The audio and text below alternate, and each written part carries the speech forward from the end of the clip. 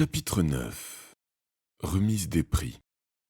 La Rolls-Royce orange filait sur l'autoroute à 150 km/h, sans se soucier des autres voitures qui klaxonnaient, faisaient des embardées ou percutaient le bas-côté pour l'éviter. Ne devrais-tu pas rouler sur la file de gauche, mon chéri, s'enquit Madame Elliot. Ne dis pas de bêtises, rétorqua Monsieur Elliot en l'aiguillonnant avec l'allume-cigare. Nous faisons partie de l'Europe maintenant. Je roule à droite en France et en Suisse. Je ne vois pas pourquoi je n'en ferai pas autant ici. Madame Elliot battit des fossiles en voyant un camion remorque tracer un Z au milieu de la route, le klaxon hurlant à plein tube. Je crois que je vais être malade, gémit-elle. Alors, mets-toi à la fenêtre, aboya Monsieur Elliot, et cette fois, n'oublie pas de baisser la vitre. Edward et Eileen Elliot roulaient en direction de Norfolk, dans leur Rolls-Royce spécialement aménagé. Monsieur Elliot l'avait choisi orange pour aller avec le macaron de grand invalide collé sur le pare-brise. Monsieur Elliot ne pouvait pas marcher. Son handicap aurait suscité la pitié s'il n'avait pas toujours détesté marcher. Il préférait de beaucoup se déplacer en fauteuil roulant.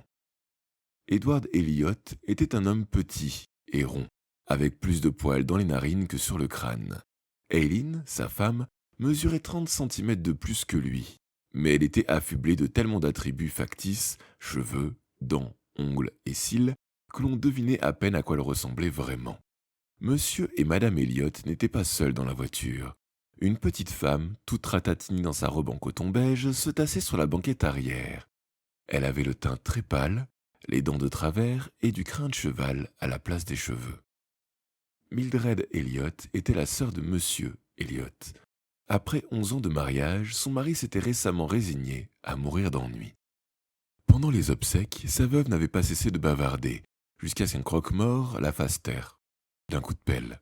« Qu'est-ce que ce drôle de bruit, Edward ?» demanda-t-elle alors que la voiture quittait l'autoroute, empruntait un sens interdit et grillait un feu rouge. « Quel bruit ?»« Ça doit être le moteur, pouffa Mildred d'un air dédaigneux. Personnellement, je n'ai aucune confiance dans les voitures anglaises, poursuivit-elle de sa petite voix géniarde. Elles marchent mal.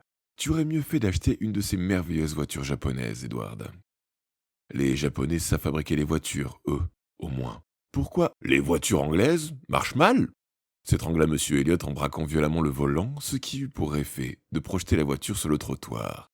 Je te rappelle que c'est une Rolls-Royce dont tu parles. Tu sais combien coûte une Rolls-Royce ? Des millions. Lorsque j'ai acheté ma première Rolls, je me suis privé de manger pendant 1 mois et je n'ai pas eu les moyens d'acheter de l'essence pendant 3 ans. Moi, je trouve que ça marche très bien, déclara Madame Elliot.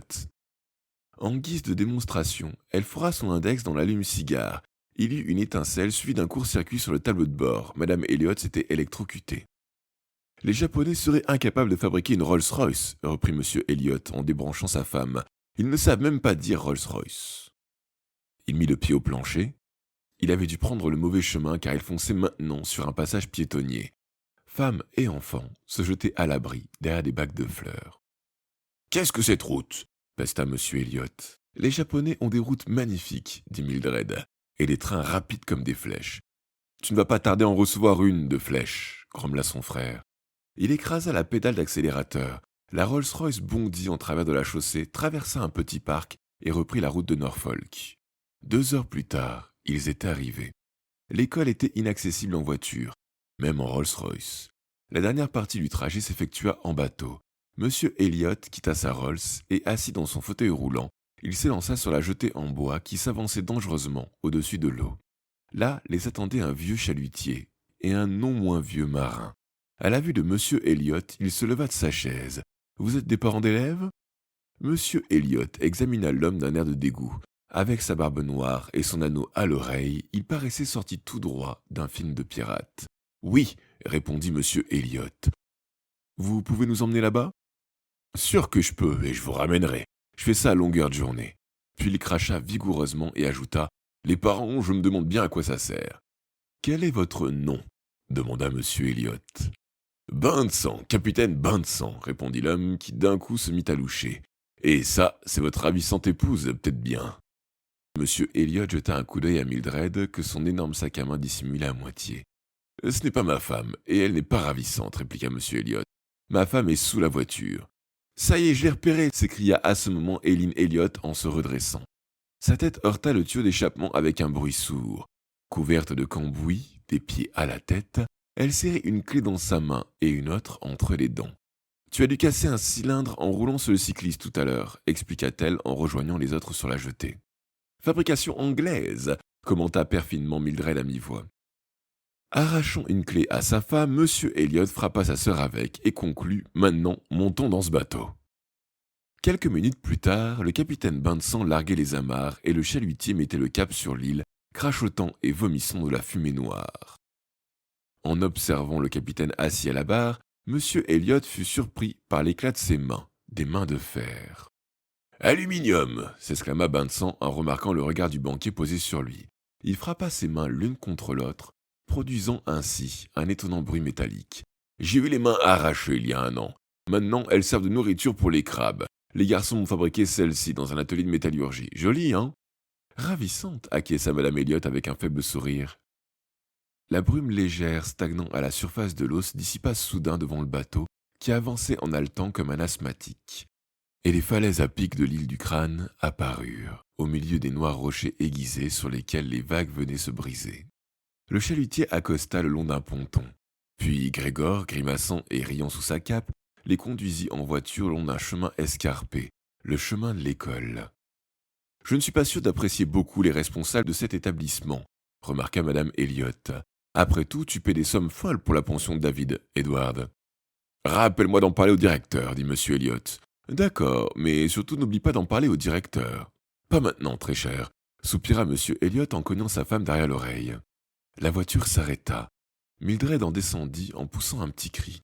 « Qu'y a-t-il » s'enquit M. Elliot. « Elle s'est fait piquer par une guêpe ?»« C'est David !» s'exclama Mildred en levant les 2 bras en l'air. « Oh, David ! C'est à peine si je t'ai reconnu » recoula-t-elle en se frappant mollement les joues des 2 mains. « Tu as tellement grandi et grossi, et tes cheveux sont si longs, tu as énormément changé. »« C'est sans doute parce que je ne suis pas David » répondit le garçon à qui elle parlait. « David est là-bas. »« Oh !» Pendant ce temps, on avait aidé M. Elliot à descendre de voiture. Eileen et lui contemplaient l'école d'un air perplexe. Malgré le soleil éblouissant, malgré les banderoles tendues pour l'occasion et la grande tente où ils avaient prévu de servir les rafraîchissements, la bâtisse était lugubre. David s'approcha de ses parents. « Bonjour, père. Bonjour, mère. Bonjour, tante Mildred. » Monsieur Elliot dévisagea son fils d'un œil critique. « Combien de prix as-tu remporté ?»« Aucun, malheureusement, » répondit David avec un soupir. « Aucun ?» explosa Monsieur Elliot. « Dans ce cas, tout le monde en voiture, nous rentrons immédiatement. »« Mais nous venons à peine d'arriver, » protesta sa femme. Monsieur Elliot lui roula sur le pied. « Aucune importance, nous repartons tout de suite. Tous les ans, je remportais un prix, lorsque j'étais au collège Béton. J'ai eu le prix d'histoire, de géographie, de géométrie et de français. J'ai même gagné des prix pour gagner des prix. Si je n'avais rien eu, mon père m'aurait découpé au scalpel pour me confisquer un rein. » Monsieur Elliot était devenu rouge pivoine, le visage tordu par un rictus. Il paraissait respirer avec difficulté. Madame Elliot jeta un regard attristé à son fils. « Tu ne devrais pas contrarier ton père, David. C'est son 3e infarctus de la semaine, dit-elle en fouillant dans son sac. Désolé, murmura David. Ce n'est pas grave, je dois avoir ces pilules quelque part. Grégor étant parti chercher d'autres parents d'élèves au débarcadère, il ne pouvait plus faire demi-tour. Heureusement pour David, c'est le moment que choisit M. Halliwell pour venir à leur rencontre. M. Elliot se calma aussitôt. « Vous devez être très fier de votre fils, » dit M. Halliwell. « Pourquoi ?»« C'est un bon élève. » M. Halliwell se présenta comme le professeur de sociologie. Tant que les parents d'élèves étaient sur l'île, personne ne pouvait faire la moindre allusion à la magie noire. Bien sûr, tous les accessoires étaient dissimulés. Crâne, chandelier à 5 branches, baguettes, cercle magique, etc. Il n'a pas eu de chance, il est passé à côté du prix, mais à part ça, il a fait une très bonne année. Je suis sûr qu'il aura un excellent carnet. Malgré lui, David fut reconnaissant au professeur de ses paroles. Mais il était incapable de retenir son regard. Le souvenir de l'épreuve de British Museum et de ce qui avait suivi était encore trop douloureux. « Vous désirez peut-être que je vous fasse faire le tour de l'école » proposa M. Halliwell. « Le tour seulement ? On ne peut pas aller à l'intérieur » dit Madame Elliot. « C'est ce qu'il veut dire, espèce d'idiote » aboya M. Elliot. « Par ici. » M. Halliwell souriait. Ses dents semblaient d'autant plus blanches qu'elles tranchaient sur sa peau noire. Il fit un clin d'œil à David et commença à pousser le fauteuil roulant, suivi d'Eileen et Mildred Elliot. Ils ont des écoles beaucoup plus modernes à Tokyo, dit Mildred en serrant son sac volumineux sous son bras. Les Japonais ont un fabuleux système d'éducation. David les vit entrer dans l'école. À son grand soulagement, il l'avait complètement oublié. Enfin, il allait pouvoir prendre le temps de réfléchir. Il y avait environ 35 familles sur l'île, soit plus de 80 personnes, parents, oncles, tantes et amis, tous endimanchés. Les femmes en chapeau, les hommes souriants et tirés à 4 épingles. Dans 10 minutes, ils seraient tous rassemblés sous la grande tente. Monsieur Kilgore prononcerait un discours et Vincent recevrait de ses mains le Graal maudit. À cet instant seulement, il l'aurait pour lui seul. À cet instant seulement, il pourrait le faire sortir de l'île. À cet instant, ou jamais. Car là était le problème, faire sortir le Graal de l'île. Il n'existait qu'un seul moyen, le bateau du capitaine Benson. Mais il était étroitement surveillé depuis que David l'avait volé 1 an plus tôt, jour pour jour. Peut-être grâce aux nombreux visiteurs, Vincent allait-il trouver un autre moyen de faire sortir le Graal. David avait été surpris d'apprendre que les parents de Vincent n'assistaient pas à la remise des prix, d'autant plus que leur fils avait emporté la plus haute distinction. Est-ce que cela faisait partie du plan? Vincent connaissait-il quelqu'un dans cette foule? Un faux oncle, ou une fausse tante, ou l'évêque Bletchley, venu en personne chercher le Graal? Il y avait tellement de monde sur l'île qu'il ne serait pas difficile de frauder. L'ennui, c'est que David ne savait pas à quoi ressemblait l'évêque. Et ils étaient si nombreux, les pères aux cheveux blancs qui nodaient des airs de petits saints. Bletchley pouvait être n'importe lequel d'entre eux. David jeta un coup d'œil vers la tente. Vincent, très séduisant dans son blazer bleu et son pantalon blanc, se tenait à côté de Monsieur Leloup. Le professeur le présentait à un groupe de parents, en vantant ses mérites, bien évidemment. David réprima un mouvement de jalousie. Enviait-il Vincent? Ou si tout le problème venait de là, depuis le début? Tu as remarqué quelque chose, David? Demanda Jill en lui prenant le bras. David lui avait tout raconté le lendemain de sa chute de la tour. Elle était sa meilleure amie. Qui d'autre l'aurait cru?